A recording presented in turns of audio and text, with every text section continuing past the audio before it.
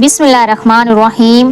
حضرت امام حسین کی شہادت کے بعد جب آل رسول کو بیعت کر کے امام حسین کے سر کو کاٹ کے نیزے پہ بلند کر کے شام کی طرف لے جایا گیا تو جہاں جہاں سے یزید کا قافلہ گزر رہا تھا لوگ پوچھ رہے تھے کہ یہ کس کا سر ہے اور یہ بیویاں کون ہیں۔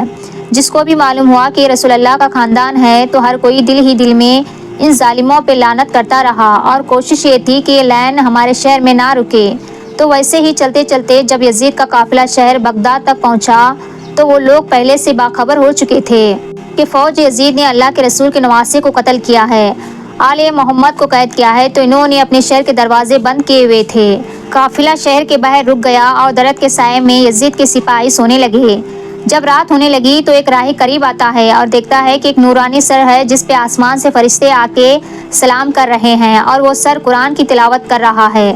جیسے ہی وہ واپس اپنے گھر گیا پوری رات سوچنے لگا یہ کسی مقدس ہستی کا سر ہے، بس فوراً صبح آ کے سپاہیوں سے پوچھنے لگا کہ یہ کس کا سر ہے۔ فوجی یزید نے کہا یہ حسین ابن علی کا سر ہے۔ تو اس نے پوچھا کون حسین؟ اتنے میں شمر کہنے لگا حسین فاطمہ کا بیٹا محمد کا نواسہ۔ وہ چیخ کے زمین پہ بیٹھ گیا اور کہنے لگا کتنے بدبخت ہو، اپنے رسول کے نواسے کو ہی قتل کر دیا، اور یہ عورتیں کون ہیں؟ کہنے لگا یہ رسول اللہ کی نواسیاں اور بیٹیاں ہیں۔ وہ رو رو کے کہنے لگا اے شمر مجھے اس مقدس سر کو ایک رات کے لیے دے دو، اس مقدس سر کو ایک رات کے لیے دے دو۔ شمر کہنے لگا ایک قافلہ شام جا کے ہی رکے گا کیونکہ ہمیں یزید سے بہت سارے انعامات لینا ہے۔ راہب نے کہا میرے پاس 10,000 درہم ہیں، اگر ایک رات کے لیے سر دے دو تو وہ تمہیں دے دوں گا۔ سب نے آپس میں مشورہ کرنے کے بعد اس بات پر پہنچے کہ ایک رات اور رکتے ہیں۔ بالآخر ان ظالموں کو 10,000 درہم دے کے راہب امام حسین کا سر اپنے گھر لے کر گیا اور ایک پتھر پر آ کے سر کو رکھ دیا اور زار و قطار رونے لگا۔ اتنے میں امام حسین کے سر سے آواز آئی اے راہب یاد کر جب تو اولاد کی دعا کروانے کے لیے میرے نانا کے پاس آیا تھا اور تمہارے مقدر میں اولاد نہیں تھی، میں نے اللہ سے دعا کی، اللہ نے تجھے 7 بیٹے عطا کر دیے اور تم نے کہا تھا کہ ایک مرتبہ میرے گھر آنا۔ اے راہب آج میں حسین تیرے گھر آیا ہوں۔ بس جیسے ہی امام حسین کے سر سے آواز آئی پھر راہب زور زور سے رونے لگا اور کہنے لگا اے میرے آقا حسین مجھے معاف کر دیجیے گا، اگر مجھے معلوم ہوتا تو میں بھی آپ کے قدموں پہ قربان ہوتا۔ امام حسین نے فرمایا اے راہب اللہ کی مرضی یہ ہے کیونکہ اللہ کا دین میرے خون سے زندہ ہونا تھا۔ پوری رات وہ مولا حسین کے سر سے گفتگو کرنے لگا۔ جب صبح کا وقت قریب آیا تو راہب سوچنے لگا کہ میں مولا حسین کا سر کیسے واپس کروں۔ تاریخ نے لکھا ہے وہ جو 7 بیٹے امام حسین کی دعا سے ملے تھے ان میں سے ایک بیٹے کا سر قلم کر کے شمر کے پاس لے کر گیا۔ شمر نے جیسے سر کو کھول کے دیکھا تو کہنے لگا یہ حسین کا سر نہیں ہے۔ وہ واپس آیا، دوسرے بیٹے کا سر قلم کیا، انہوں نے وہ دیکھا، پھر کہا یہ حسین کا سر نہیں ہے۔